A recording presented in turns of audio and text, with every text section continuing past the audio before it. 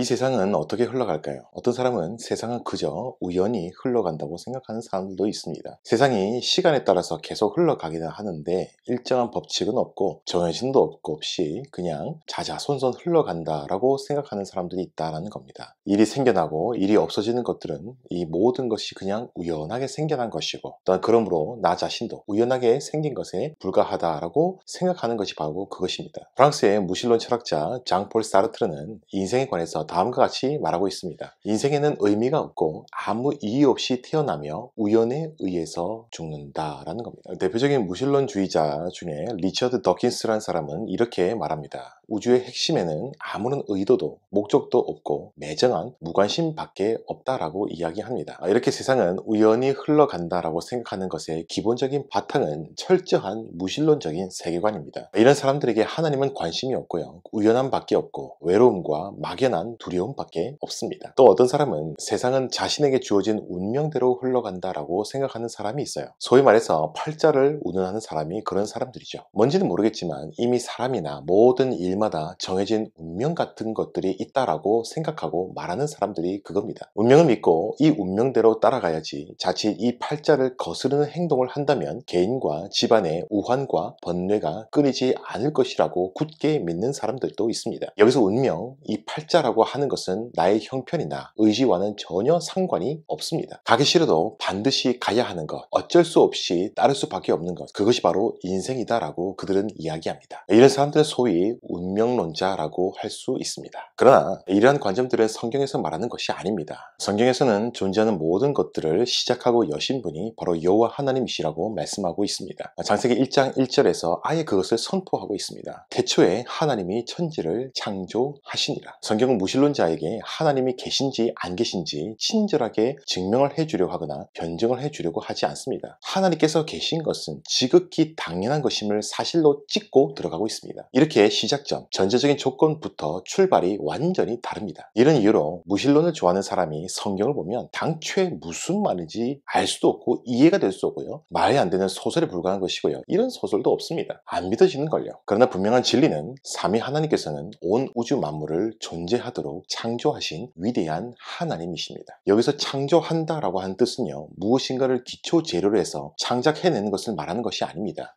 아무것도 없는 완전히 무의 상태에서 유의 상태로 창조하신 것입니다. 그러므로 하나님의 창조는 완전한 무의 상태에서부터의 창조라고 할 수 있습니다. 하나님께서 창조하실 때에 그분의 무하신 지혜와 권능으로 천지 만물을 창조하셨습니다. 이렇게 이 모든 세상 만물을 창조하신 하나님의 창조 행위는 결코 필연적인 것이 아니라 하나님의 신적인 의지 가운데서 그렇게 나타난 것입니다. 여기서 제가 하나님의 창조 행위가 필연적이지 않다라고 하는 것은 이 하나님의 창조 행위는 어쩔 수 없는 행동이 아니라 하나님의 의지였기 때문입니다. 쉽게 말해서 하나님 그분의 주권적인 의지였다라는 겁니다. 그런데 하나님께서 창조하셨다라고 한다면요. 신비하게 받아들이는 사람이 있는가 하면 이것을 오히려 냉소적으로 받아들이는 분이 계십니다. 그럼 비판적으로 받아들이는 분이 계신다라는 겁니다. 이렇게 비판적으로 받아들이시는 분들은 이렇게 하나님의 창조를 비하합니다. 하나님은 전지전능하지 않고 오히려 불안해서 그분이 부족해서 혹은 외로워서 천지를 창조하셨다라고 조소하는 분들도 계십니다. 여러분 그것은 굉장히 단순한 생각입니다. 하나님께서 세계를 창조하신 이유는 뭔가 부족하셔서 창조하신 것이 아니라 오히려 너무 완전하셔서 이 세상을 창조하신 것입니다. 제가 예를 하나 들어보겠습니다. 천재적인 예술가가 있습니다. 이 사람 안에는 이 천재 재능이 넘쳐나서 정말 풍성하게 정말 견딜 수가 없습니다. 그래서 위대한 음악이나 또한 위대한 조각상이나 혹은 위대한 무용으로 이 사람이 많은 사람들에게 표출하였다라고 생각을 해봅시다. 그의 위대한 예술 작품을 보고서 저 예술가가 외로워서 저 예술가가 뭔가 부족해서 저렇게 위대한 창작물을 만들어냈다라고 비하하는 그런 정신 나간 사람이 있을까요? 마찬가지다라는 겁니다. 우리 하나님께서 이 세상을 창조하신 것은 뭔가 부족하거나 외로워서 창조하신 것이 아닙니다. 우리 하나님께서는 영원 전부터 성부, 성자, 성령, 삼위 하나님께서 영원한 사랑 가운데에 함께 계셨기 때문에 결코 외롭지 아니하셨습니다. 그리고 하나님의 능력과 권능과 지혜가 너무 완전하셨기 때문에 그것이 천지 창조의 모습으로 우리 가운데에 너무나도 부정할 수 없도록 드러난 것입니다. 그래서 이 천지 만물을 창조하신 행위를 두고 우리가 비하하거나 우리가 비웃을 일이 아니라 오히려 그분의 위대하신 능력과 권능과 지혜를 찬양해야 하는 것입니다. 그것이 바로 신앙인들이 해야 하는 귀한 모습이다라는 겁니다. 이처럼 삼위 감히 하나님께서는 이 세상을 창조하시고 피조세계를 그냥 내버려 두지 아니하셨습니다. 끊임없이 피조세계와 가운데에 함께 계시며 통치하시고 보존하시고 하나님의 계획에 따라 인도하신다라는 겁니다. 스피노자가 얘기하듯이요, 하나님께서는 이 세상이 존재하고 또한 존속하기 위한 만물의 전제 조건이 아닙니다. 세상 만물을 위하여 필연적으로 존재하는 분이 아닙니다. 하나님께서는 끊임없이 세상과 관계하셔서 하나님의 섭리가 미치지 않은 곳이 없다라는 겁니다. 더 놀라운 것은요, 우리 하나님께서는